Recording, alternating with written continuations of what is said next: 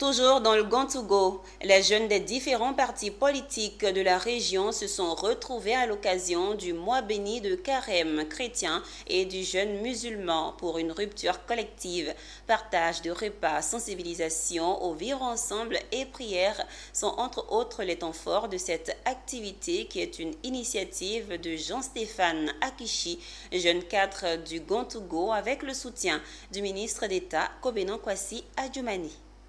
Musulmans et chrétiens côte à côte se retrouvent ce soir pour une rupture collective. Initiative de Jean-Stéphane Akishi, coordonnateur régional de l'UJRHDP du Gontougo, qui vise à travers cette rupture collective du jeûne musulman et du carême chrétien, favoriser l'unité entre tous les jeunes issus des différents partis politiques de la région du Gontougo et de la commune. Nous sommes toujours à la recherche de la paix, de la cohésion. Et il faudrait que nous jeunes, qui représentons 70% de la population ivoirienne, nous puissions prendre notre bâton de pèlerin, nous puissions avoir un cadre permanent d'échange, nous puissions nous parler afin que nous puissions garantir la paix et la stabilité pour notre pays. Parce qu'il n'y a pas de développement sans stabilité. En répondant présent à l'appel de Jean-Stéphane Akishi, ces jeunes issus des différents partis politiques de la région veulent démontrer à tous qu'au-delà des chapelles politiques à Bondoukou, après tout, c'est une même famille où chrétiens et musulmans sont unis par les liens de fraternité et même de sang. C'est la première fois que ça arrive à Bondoukou et je voudrais profiter de votre micro pour saluer l'initiateur. Vraiment, que chaque fois qu'il y a une opportunité qu'il puisse faire ça, il n'a qu'à faire ça, on a besoin de ça. Il faudra que vraiment nous soyons unis. L'élection, ce n'est pas la guerre. Et après l'élection, nous serons toujours là. L'élection ne doit pas venir nous diviser. En nous invitant donc à cette rupture, cela témoigne un sens de fraternité. Et donc, au nom de la jeunesse du RPP, nous avons répondu présent, puisque ce moment de jeûne est un moment de partage et de pénitence. Donc c'est dans cet esprit-là que nous sommes venus pour répondre à l'invitation de notre jeune frère. Dans une véritable ambiance d'une chaleur humaine, tous les leaders de jeunesse des partis politiques de la région et de la commune se sont tous engagés aux côtés de Jean-Stéphane Akishi à taire leurs divergences et à se mobiliser pour une élection présidentielle 2025 apaisée. Jean-Stéphane Akishi a saisi cette tribune pour faire des dons de vivres à tous les participants à cette soirée de rupture collective.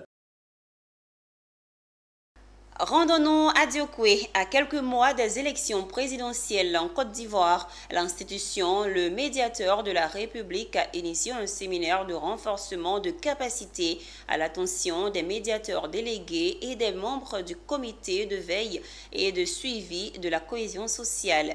Les détails avec Théodore Kanga. Cet atelier avait pour objectif principal de renforcer les capacités des médiateurs délégués et des responsables des comités de veille afin de prévenir les conflits naissants et d'encourager une culture de paix. Il a également été l'occasion pour Adama Tunkara, médiateur de la République, de demander à ses lieutenants de s'investir sur le terrain pour sensibiliser à nouveau les populations en vue d'échéances électorales apaisées en octobre 2025. L'organisation du présent atelier au profit de mes collaborateurs de la zone ouest traduit notre volonté commune de renforcer la cohésion sociale entre les communautés vivant dans l'ouest de notre pays.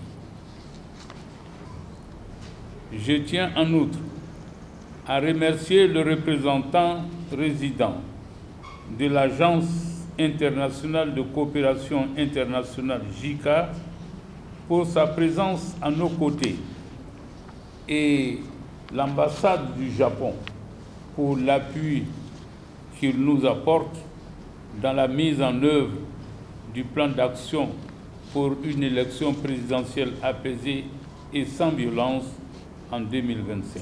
Cette activité de formation a bénéficié du soutien technique et financier du PNUD. À cette occasion, la représentante du PNUD en Côte d'Ivoire, le représentant de l'Agence japonaise de coopération internationale JICA ont salué les avancées notables en matière de paix dans la région ouest qui avait payé un lourd tribut pendant la crise de 2010-2011.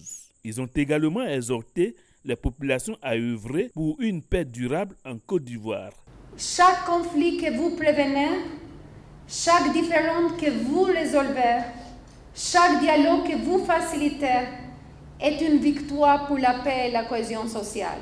Après 2 jours de travaux, les médiateurs délégués et responsables des comités de veille et de suivi ont été dotés d'outils nécessaires pour sensibiliser à nouveau les populations dans leurs différentes zones de compétences. Ceci n'est, il faut dire que ce qu'on connaissait déjà, ça a été renforcé parce que on a même M. Ouattara qui nous a entretenus, il nous a fait des illustrations, c'est-à-dire il a présenté des images où il y avait 2 insectes qui se battaient pour une proie et les autres ont assisté. Et il y a eu des effets collatéraux, c'est-à-dire tous ceux qui ont assisté, quand les 2 se battaient, ça a remué les arbres, d'autres sont tombés dans l'eau, avalés par des crocodiles. Et il a eu à nous dire, c'est parce que réellement chacun doit faire sa partition, c'est-à-dire pour la cohésion, pour l'entente, il faut qu'on puisse œuvrer nous tous sur le terrain. Au terme de 2 jours de formation, chaque participant a reçu une attestation de participation. Ces acteurs iront sillonner les régions de la Nawa, du Tonkpi, du Guémon, du Cavali et du Haut-Sassandra pour promouvoir la paix.